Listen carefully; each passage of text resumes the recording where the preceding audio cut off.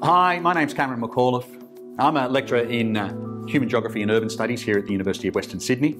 I'm in the School of Social Sciences and Psychology, and I teach into the major of Geography and Urban Studies.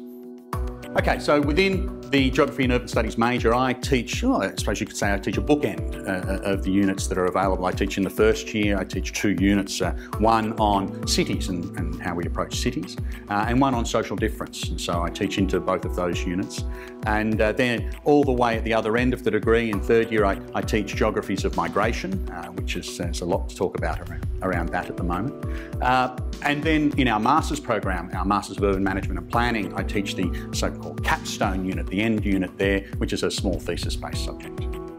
What I like about Geography and Urban Studies is that it has an empirical base. Okay, so for me, the best thing about doing Geography and Urban Studies is the fact that we don't just hang around campus. You know, we get out there and we do field work. And that, to me, in each unit that I teach, we have fieldwork elements. All of my colleagues have fieldwork elements in their units, and that's how you, it's a litmus test, if you like, of those theoretical things. You're staying in the classroom, you go out there and you're testing them in the real world. You're showing how those things are happening, not just through the newspaper, but actually in the way that people are interacting in their environment. And often the best feedback I get is being able to see and feel and experience what we were talking about in the classroom in the first person is what really embeds the ideas for people and what gets them excited about where they can go with this stuff.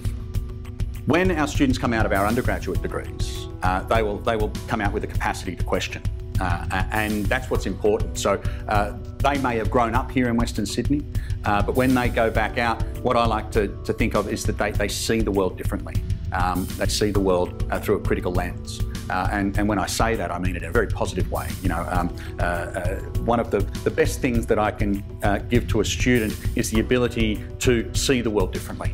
And if you can see your own world differently, then there's going to be only good things that come out of that. And so, you know, some of the techniques that we use about critical thinking will just go into their everyday life and the way that they approach their everyday life, as well as helping them when they're working in their jobs.